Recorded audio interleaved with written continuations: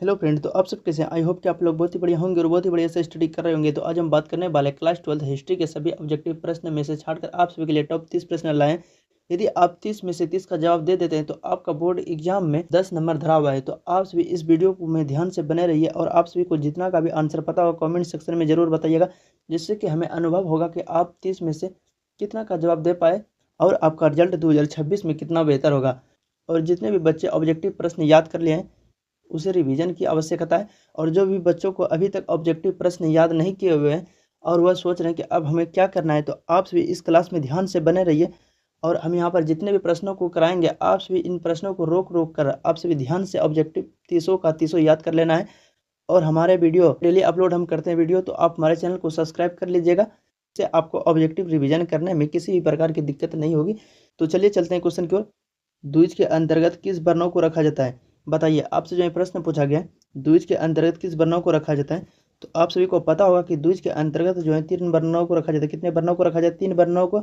और उस वर्णों का नाम क्या है? तो पहला का है ब्राह्मण, दूसरा का है क्षत्रिय, तीसरा का है वैश्य। आप सभी को यहाँ से जो है ऑब्जेक्टिव प्रश्न पूछे जा सकते हैं, तो आप सभी इसे ध्यान से ऑब्जेक्टिव को रिविजन करते हुए चलिएगा। तो चलिए देखते हैं अगला प्रश्न। तो अगला प्रश्न है, जैन धर्म के प्रथम तीर्थंकर कौन थे? बताइए, आपसे जो है प्रश्न पूछा गया है, जैन धर्म के जो है प्रथम तीर्थंकर कौन है। यहाँ पर जो है कि 80% बच्चा जो है गलत आंसर मारता है, महावीर। क्या मारता है? महावीर मारता है, जो कि ये सब गलत है। क्या है? गलत है। तो आप सभी को इसका राइट आंसर याद होना चाहिए, ऋषभदेव। क्या होना चाहिए? ऋषभदेव। यहाँ पर प्रथम तीर्थंकर पूछा गया। और यदि आपको यहाँ पर पूछा रहता कि जैन धर्म के 24वें तीर्थंकर कौन थे, तब आपका राइट आंसर होता महात्मा गांधी। ठीक, यानी आपका राइट आंसर जो यहाँ पर हो जाएगा वी राइट हो जाएगा। तो चलिए देखते हैं अगला प्रश्न। तो अगला प्रश्न है, पुरातत्व के अंतर्गत निम्न में से कौन एक नहीं आता है? बताइए फ्रेंड्स, आपसे जो है प्रश्न पूछा गया कि पुरातत्व के अंतर्गत निम्न में से कौन एक नहीं आता है। तो आप सभी का जो है राइट आंसर हो जाएगा साहित्य। क्या हो जाएगा? साहित्य हो जाएगा। यदि आप सभी को इन प्रश्नों का आंसर पता है तो कमेंट में बताइएगा, और यदि आपको इस प्रश्नों का आंसर पता नहीं है तो वीडियो को रोक कर आप सभी इन्हें रिवीजन करते हुए चलिएगा। और यदि आप अभी तक हमारे चैनल को सब्सक्राइब नहीं किए तो चैनल को सब्सक्राइब करें, और वीडियो अच्छा लगे तो वीडियो को एक लाइक जरूर करें और अपने दोस्तों के पास ज़्यादा से ज़्यादा शेयर करें, ताकि वह भी इस वीडियो से कुछ सीख सके। तो चलिए देखते हैं अगला प्रश्न। तो अगला प्रश्न है, गंधार कला किस कला से प्रभावित थी? बताइए फ्रेंड्स, आपसे जो है प्रश्न पूछा गया है, गंधार कला किस कला से प्रभावित थी। तो आप सभी को पता होगा कि गंधार कला जो है यूनानी कला से प्रभावित थी। देखिए फ्रेंड्स, यहाँ पर जो है ग्रीक भी लिखा गया है। यहाँ पर हम ग्रीक इसलिए लिखें क्योंकि आपको कहीं कहीं लिखा रहेगा ग्रीक कला, यूनानी कला हटाकर ग्रीक कला लिखा होगा। तो आपका राइट आंसर जो है क्या हो जाएगा? ग्रीक कला भी हो जाएगा, यानी आपका राइट आंसर जो हो जाएगा बी राइट। तो चलिए देखते हैं अगला प्रश्न। तो अगला प्रश्न है, पन किस धातु का सिक्का था? बताइए, आपसे जो है प्रश्न पूछा गया, पन किस धातु का सिक्का था? पन किस धातु का सिक्का था? तो आप सभी को पता होना चाहिए कि चांदी का सिक्का था। किसका सिक्का था? चांदी का सिक्का था, यानी आपका राइट आंसर जो हो जाएगा वी राइट हो जाएगा। आज हम टोटल VVI ऑब्जेक्टिव प्रश्नों को देखने वाले हैं, तो आप सभी ध्यान से इस क्लास में बने रहे और अपने दोस्तों के पास ज़्यादा से ज़्यादा वीडियो को शेयर करें। तो चलिए देखते हैं अगला प्रश्न। तो अगला प्रश्न है, सूती वस्त्र उद्योग के लिए कौन प्रसिद्ध था? बताइए, आपसे जो है प्रश्न पूछा गया कि सूती वस्त्र उद्योग के लिए कौन प्रसिद्ध था। तो आप सभी को पता होगा कि सूती वस्त्र उद्योग के लिए जो प्रसिद्ध था उरेयूर था। क्या था? उरेयूर, यानी आपका राइट आंसर जो हो जाएगा डी राइट। यदि आपको इन प्रश्नों का आंसर पता है तो कमेंट सेक्शन में जरूर बताइएगा, इससे आप रिवीजन करते हुए चलिएगा। तो चलिए देखते हैं अगला प्रश्न। तो अगला प्रश्न है, बिना बजाते हुए सिक्के किसने जारी किए? बताइए, आपसे जो है प्रश्न पूछा गया, बिना बजाते हुए सिक्के किसने जारी किए।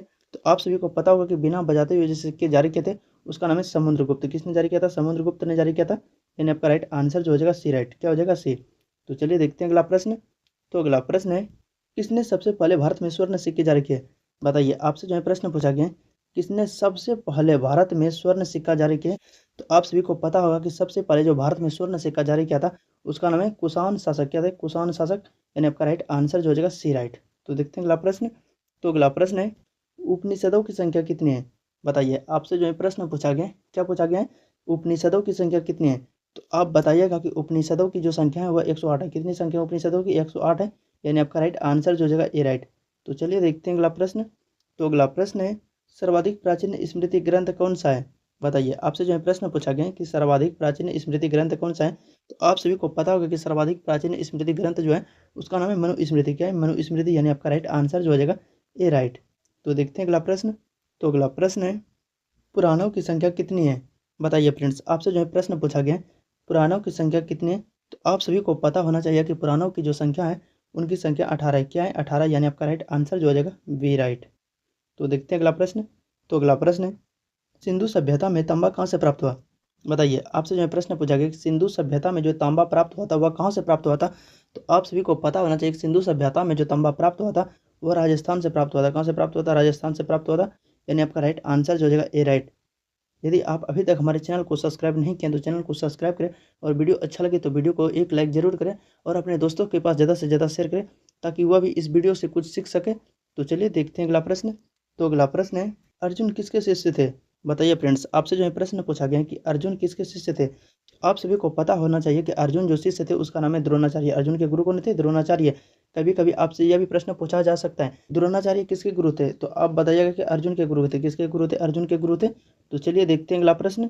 तो अगला प्रश्न है, कुरुक्षेत्र का युद्ध किसने जीता? बताइए, आपसे जो है प्रश्न पूछा गया कि कुरुक्षेत्र का युद्ध किसने जीता। तो आप सभी को पता होगा कि कुरुक्षेत्र का जो युद्ध जीता था उसका नाम है पांडव। किसने जीता था? पांडवों ने जीता था।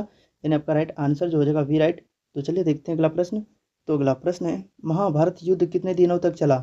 बताइए, आपसे प्रश्न पूछा गया है महाभारत युद्ध कितने दिनों तक चला। तो महाभारत युद्ध जो चला था उनकी संख्या है 18 दिन। कितने दिनों तक चला? 18 दिनों तक चला। यानी आपका राइट आंसर जो हो जाएगा बी। क्या हो जाएगा? We right. तो चलिए देखते हैं अगला प्रश्न। तो अगला प्रश्न है, इंद्रप्रस्थ किस महाजनपद की राजधानी थी? बताइए फ्रेंड्स, आपसे जो है प्रश्न पूछा गया इंद्रप्रस्थ किस महाजनपद की राजधानी थी। तो आप सभी का राइट आंसर जो है कुरु। क्या हो जाएगा राइट आंसर? कुरु। यानी आपका राइट आंसर जो हो जाएगा वी राइट। तो देखते हैं अगला प्रश्न। तो अगला प्रश्न है, धौलावीरा किस राज्य में स्थित है? बताइए फ्रेंड्स, आपसे जो है प्रश्न पूछा गया है धौलावीरा किस राज्य में स्थित है। तो आप सभी को पता होगा कि धौलावीरा जो है गुजरात में स्थित है। कहाँ स्थित है? गुजरात में स्थित है। यानी आपका राइट आंसर जो हो जाएगा वी राइट हो जाएगा। तो देखते हैं अगला प्रश्न। तो अगला प्रश्न है, महावीर स्वामी की माता का नाम क्या था? बताइए फ्रेंड्स, आपसे जो है प्रश्न पूछा गया है।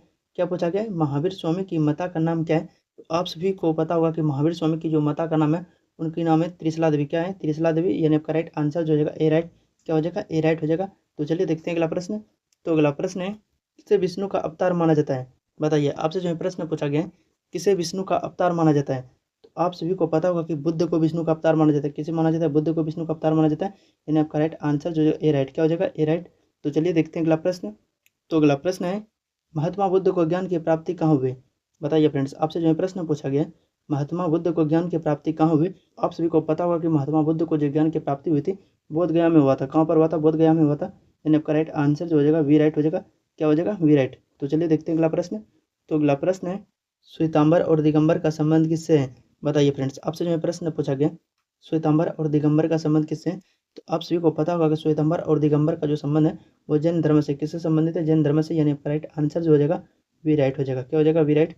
तो चलिए देखते हैं अगला प्रश्न। तो अगला प्रश्न है, सांची मध्य प्रदेश के किस जिले में स्थित है? बताइए फ्रेंड्स, आपसे जो है प्रश्न पूछा गया है सांची मध्य प्रदेश के किस जिले में स्थित है। तो आप सभी को पता होगा कि सांची मध्य प्रदेश के रायसेन जिले में स्थित है। कहाँ पर स्थित है? रायसेन जिले में स्थित है। यानी आपका राइट आंसर जो हो जाएगा सी राइट। क्या हो जाएगा? सी राइट हो जाएगा। तो चलिए देखते हैं अगला प्रश्न। तो अगला प्रश्न है, महात्मा बुद्ध का जन्म स्थान कहाँ है? बताइए फ्रेंड्स, आपसे जो है प्रश्न पूछा गया महात्मा बुद्ध का जन्म स्थान कहाँ है। तो आप सभी को पता होगा कि महात्मा बुद्ध का जो जन्म स्थान है वह कपिल वस्तु। क्या है? कपिल वस्तु। यानी आपका राइट आंसर जो हो जाएगा वी राइट। क्या हो जाएगा? वी राइट हो जाएगा। तो चलिए देखते हैं अगला प्रश्न। तो अगला प्रश्न है, अल बिरूनी का जन्म कहाँ हुआ?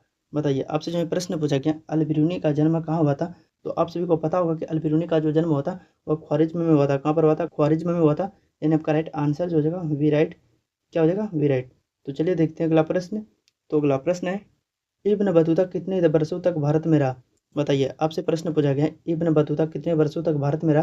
तो आप सभी को पता होगा कि इब्न बतूता 14 वर्षों तक भारत में रहा। कितने वर्षों तक? 14 वर्षों तक। यानी आपका राइट आंसर जो हो जाएगा ए राइट। तो देखते हैं अगला प्रश्न। तो अगला प्रश्न है, किताब उल हिंद में किस देश का वर्णन है? बताइए, आपसे जो है प्रश्न पूछा गया किताब उल हिंद में किस देश का वर्णन है। तो आप सभी को पता होगा कि किताब उल हिंद में भारत का वर्णन है। किसका वर्णन है? भारत का वर्णन है। यानी आपका राइट आंसर जो हो जाएगा ए राइट हो जाएगा। तो चलिए देखते हैं अगला प्रश्न। तो अगला प्रश्न है, बर्नियर ने शिविर नगर किसे कहा? बताइए फ्रेंड्स, आपसे क्या पूछा गया बर्नियर ने शिविर नगर किसे कहा। तो आप सभी को पता होना चाहिए कि बर्नियर ने जो है शिविर नगर कहा था मुगल कालीन नगरों को। किसे कहा था? मुगल कालीन नगरों को कहा था। यानी आपका राइट आंसर जो हो जाएगा सी। क्या हो जाएगा? राइट आंसर सी हो जाएगा। तो चलिए देखते हैं अगला प्रश्न। तो अगला प्रश्न है, इब्न बतूता किस देश का निवासी था? बताइए फ्रेंड्स, आपसे जो है प्रश्न पूछा गया इब्न बतूता किस देश का निवासी था। तो आप सभी को पता होगा कि इब्न बतूता जो निवासी था वह मोरक्को का निवासी था। कहाँ का निवासी था? मोरक्को का निवासी था। यानी आपका राइट आंसर जो है सी क्या हो जाएगा? सी राइट हो जाएगा। तो चलिए देखते हैं अगला प्रश्न। तो अगला प्रश्न है, वास्को डिगामा कब भारत पहुंचा? बताइए फ्रेंड्स, आपसे जो है प्रश्न पूछा गया वास्को डिगामा कब भारत पहुंचा। तो आप सभी को पता होगा कि वास्को डी गामा जो भारत पहुंचा था 17 मई 1498 को पहुंचा था। कब पहुंचा था? 17 मई 1498 को पहुंचा था। यानी आपका राइट आंसर जो जगह ए राइट। तो चलिए देखते हैं अगला प्रश्न। तो अगला प्रश्न है, फ्रांसीसी बर्नियर जिस देश से भारत आया उस देश का नाम क्या था? बताइए फ्रेंड्स, आपसे प्रश्न पूछा गया है, फ्रांसीसी बर्नियर जिस देश से भारत आया था उस देश का नाम क्या था? तो आपको पता होना चाहिए कि उस देश का नाम क्या था? फ्रांस था। क्या था? फ्रांस था। यानी आपका राइट आंसर जो हो जाएगा बी राइट हो जाएगा। यदि आप अभी तक हमारे चैनल को सब्सक्राइब नहीं किए तो चैनल को सब्सक्राइब करें, और वीडियो अच्छा लगे तो वीडियो को एक लाइक जरूर करें, और अपने दोस्तों के पास ज़्यादा से ज़्यादा शेयर करिए ताकि वह भी इस क्लास से जुड़ सके और कुछ सीख सके। और आप सभी के लिए हम डेली एक वीडियो अपलोड करते हैं शाम 6 बजे। तो आप सभी हमारे चैनल को सब्सक्राइब कीजिए और हमारे चैनल से जुड़े रहिए ताकि जब भी हम वीडियो अपलोड करें आपको सबसे पहले नोटिफिकेशन आ जाए। तो चलिए मिलते हैं किसी नेक्स्ट वीडियो में।